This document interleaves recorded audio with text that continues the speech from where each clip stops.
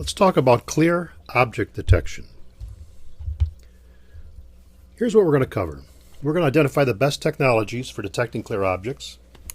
We'll review the advantages and disadvantages in each technology. Let's investigate the application-specific features of certain clear object detection sensors. And then lastly, we'll look at some of the new innovative products that have been recently introduced. So the best choices for clear object detection are going to be photoelectric switches and ultrasonics. These are traditionally the types of devices to use in industrial applications. But there are some specific products that are most suited for detecting clear objects. So there are some specialized background suppression sensors, some specialized foreground suppression sensors, and some specialized reflex sensors that enhance their capabilities to do this difficult task. So let's take a look at ultrasonic clear object sensors first. There's no specific clear ultrasonic sensor, but they can do a very good job. But they need some very specific application requirements. They need a hard, flat surface perpendicular to the sensor position. Therefore, you've got to be aware of wrinkles or angles on surfaces. So the profile, the shape of that ultrasonic beam is very, very important.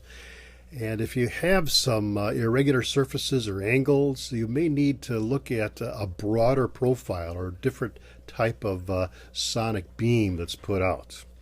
You also have to be aware of porous, less dense surfaces. These can attenuate the signal significantly and not give you a good return and give you less than desirable results.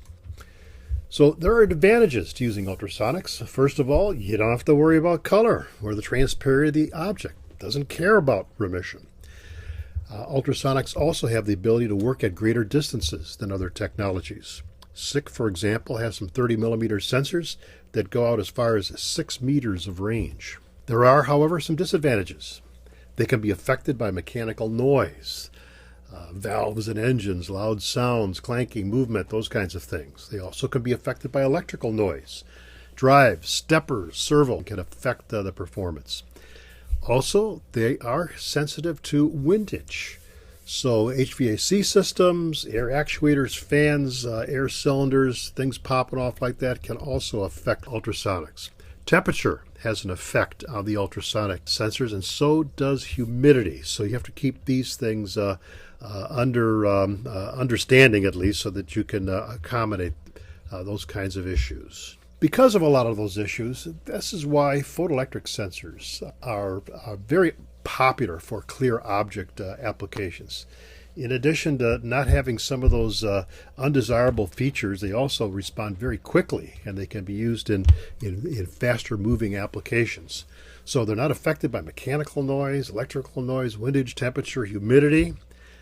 But on the other hand, they do have some disadvantages. The remission of the object is something that has to be considered.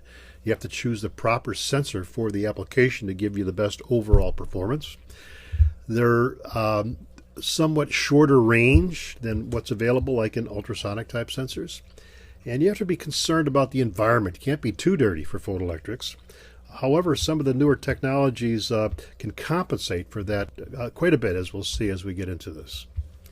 With photoelectric clear object sensors, how are they different than normal photoelectric sensors? Well, there's two primary differences. Number one, in order to take advantage of the resolution built into these sensors, we use a shorter range and take those available bits, however many there are, 8 bits, 10 bits, 12 bits, spread them out over a shorter range to give you the ability to detect more subtle differences. Clear object photosensors also have less hysteresis. So in order to detect smaller differences in signal, we minimize the hysteresis so you can see those small differences. Hysteresis is not a bad thing, not a good thing. It depends on the application. And most common sensors have hysteresis automatically built in, so you don't get dithering around a particular point, so it doesn't go on and off and click on and off and cause chatter. But for clear object detection, you want to remove a lot of the hysteresis so you can detect subtle little differences. Now, advanced clear object photosensors have these features, but in addition, they have some other new technologies. And we'll take a look at those and see how they can improve the performance of these types of sensors. Looking at the photoelectric clear object detection sensors, there are basically 4 different types. There are reflex versions, and many of them have some specialized type of polarization in order to maximize their ability to see clear objects. There's also background suppression versions available. Here you have to be careful about using those. And so some of these specialized versions have multiple optic receivers, or they have some application-specific logic in order for them to work more properly. Then there are advanced clear object reflex sensors. And the best ones out there have auto collimation optics. They have continuous threshold adaptation, and we'll talk about that. And they have pinpoint LEDs. Now, the advanced reflex sensors have all of the basic characteristics of clear object material sensors, but they have some more advanced capability. Auto collimation, continuous threshold adaptation, pinpoint LEDs, and maybe even some logic, specialized logic built in. There's a new product on the market called a foreground suppression a clear material sensor, and it takes advantage of continuous threshold adaptation and also pinpoint LED along with some specialized logic, which we'll look at. Now let's start with the background suppression photoelectrics. When using background suppression sensors for detecting clear objects, you got to look out for wrinkles and crinkles and things like that, because it can cause the signal to be deflected off and give a false representation. These irregularities can lead to momentary dropouts, leading to multiple counts. So in order to work around this potential difficulty, there's some things you can do. You can use latching timers to try to filter out these dropouts, if you can get the timing correct on some of these. It's also possible to use multiple sensors and then use some application-specific logic. You know, a combination of latching and ORs and ands and ORs and timers and that in order to minimize these dropouts. So SICK introduced a product called a W27 multi-pack sensor. This is one that has application-specific features for clear material. There are 2 complete and independent receiver systems. This provides redundancy for high gloss and shiny objects, and also double sensitivity for low remission objects. They also make use of a high power LED, which has extreme light intensity, visible red LED, so it's easy to see and set up, and this makes it very good for low remission targets. There's also application-specific logic that allows for unique evaluation of the signals that are coming in, and a matter of latching and logic in order to detect what we understand to believe the targets really are, like in the illustration. Very, very difficult application. And this W27 multi-pack is designed specifically to detect this type of application. Now, looking back at some of the traditional reflex sensors, the WLG12-2 was really state-of-the-art 5 years ago in regard to reflex sensors. It had multiple modes you could operate. It had teach-in capability, teach-in by 2 different ways. You could use the selector switch on the sensor to teach one of 3 different modes. It also had teach by wire, so with an external signal, you could pick those modes and teach in a new reflector. Very, very excellent product, but we've even made improvements on this fine product. It had 3 modes. So it allowed it to detect very, very clear things, clear PET bottles, etc., clear film. Kind of a middle mode, mode 2, for objects that weren't quite as transparent, and a mode 3 for maybe ones that were a little more translucent. And the reason for having these different modes, it could tolerate different amounts of sporadic water spray or dirt, especially for bottling applications, which are very tough. And the way you select those modes with the teach-in was by sending to one of the wires a signal for a certain period of time, 30 to 100, 100 to 200, or greater than 200 milliseconds, and that would select either mode 1, mode 2, or mode 3. And what you got with those different modes was different adjustment sensitivity modulus. Basically 10% or greater, 18% or greater, or 40% or greater would cause a switching output. It also introduced this new concept of CTA, continuous threshold adaptation, where the sensor would continuously adjust its switching threshold based on the amount of signal it was getting back from the reflector. So as things got dirty, it would compensate for that.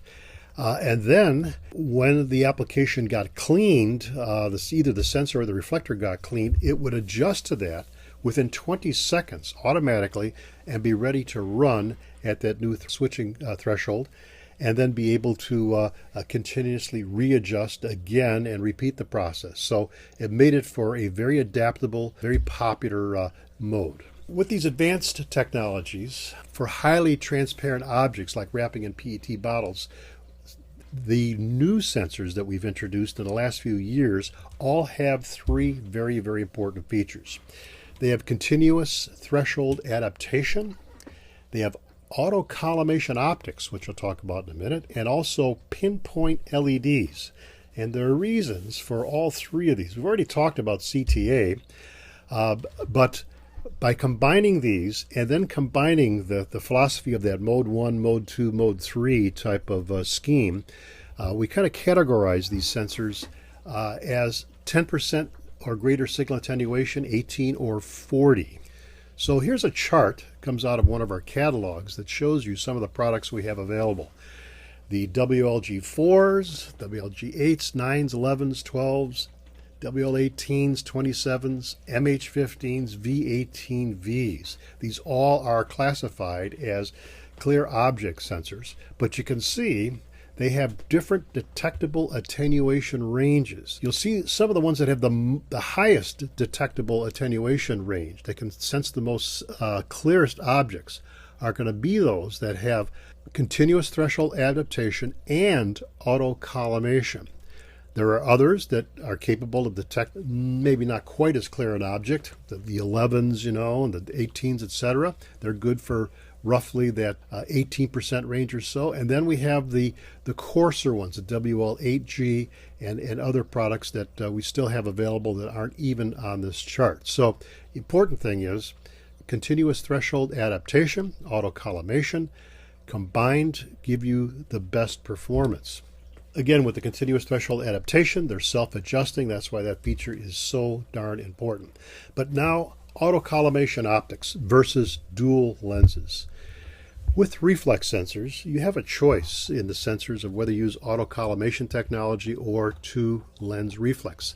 It's a little easier to apply polarizers, which are important in these kinds of applications, because as light passes through surfaces, you shift the wave of the light, and by using polarizers, and there's both linear and circular polarization available, you can more readily detect an object between the reflector and the sensor. So it's easy to do if you use a two-lens reflex. However, auto-collimation has a real advantage.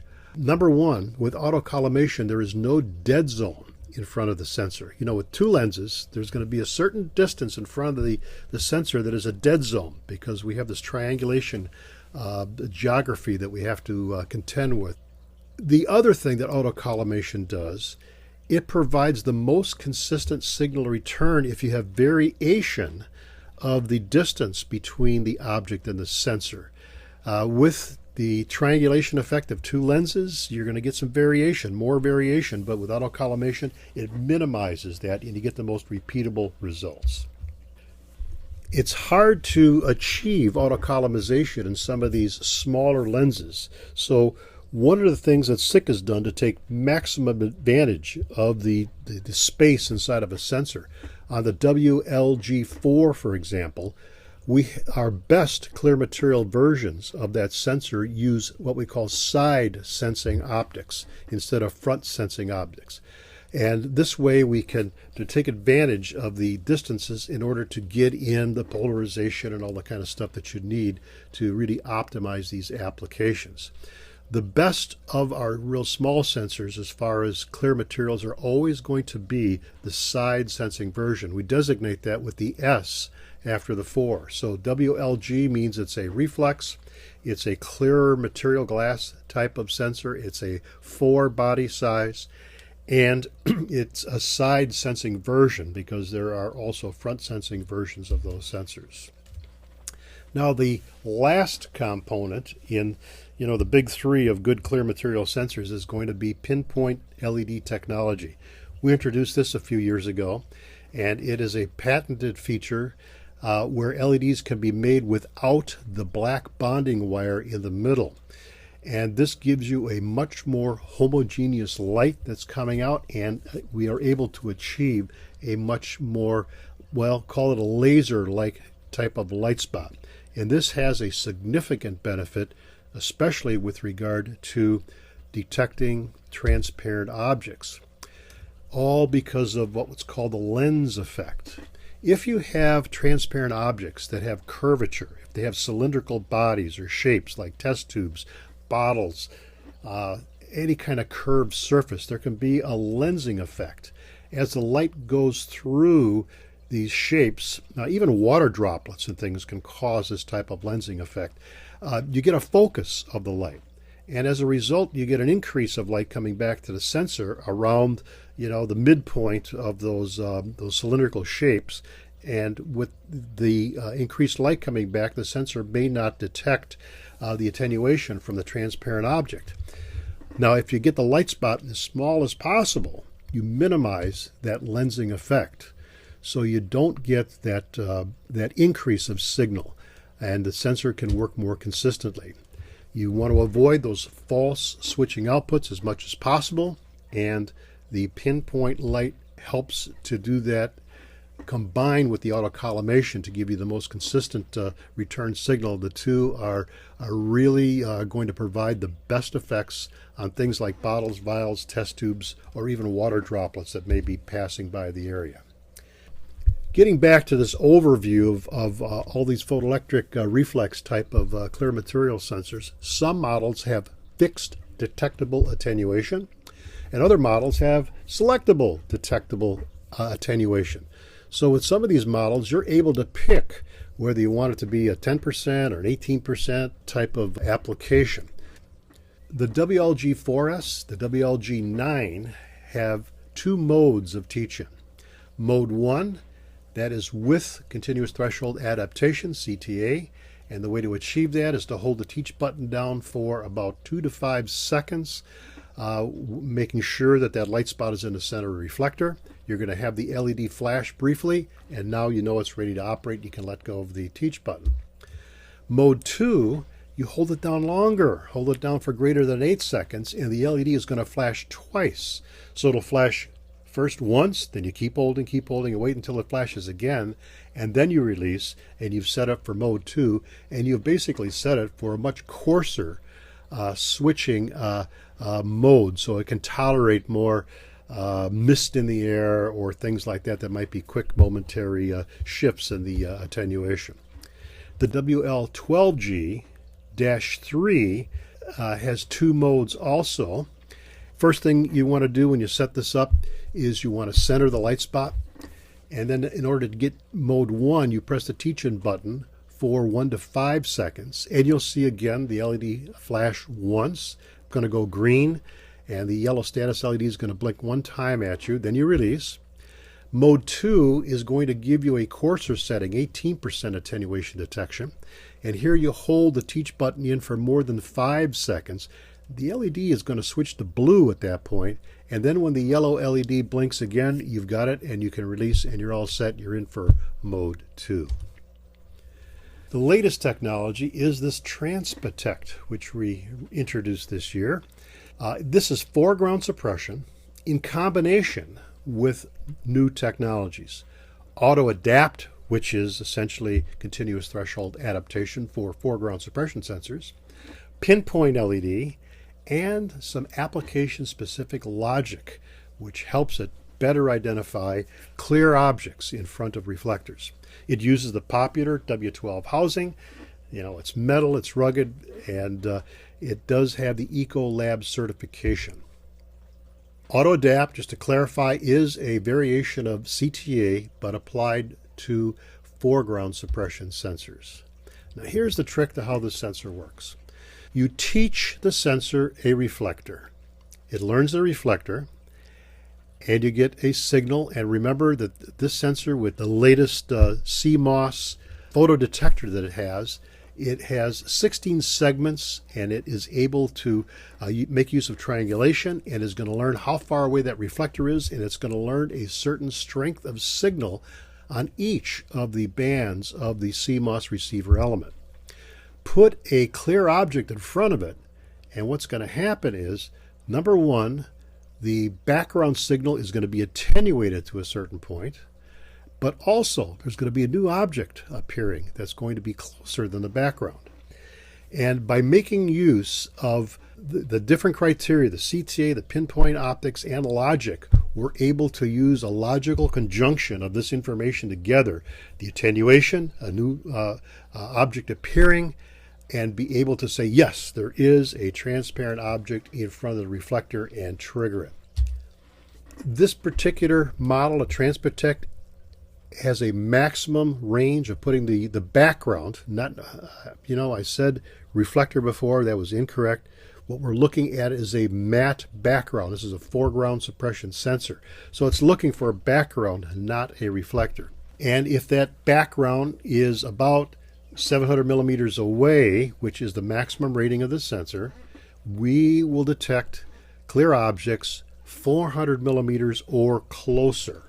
Okay, not if they're real close to the background, but as long as they're 400 millimeters or closer, we say we're going to detect those objects. We even have curves to show you how that works.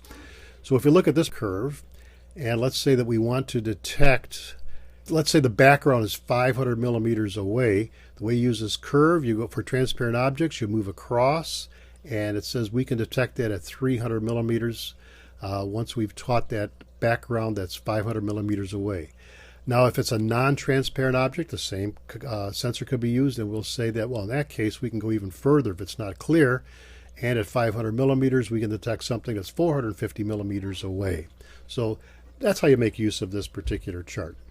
Clear object sensing applications, they're everywhere. Food, beverage, pharmaceutical applications, packaging galore.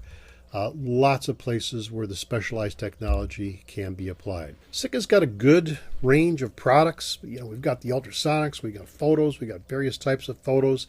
We have the really advanced specialized ones for these applications, and of course at competitive prices. So let's summarize what we've talked about. First of all, there are different technologies to use for clear object detection. Ultrasonics provide a simple solution. They have advantages, but they also have quite a few disadvantages that you have to be cognizant of in these kinds of applications. Photoelectric sensors, they're not perfect, but we have some very specialized ones, some application-specific reflex sensors, for example, the 4s, the 9s, the 12s.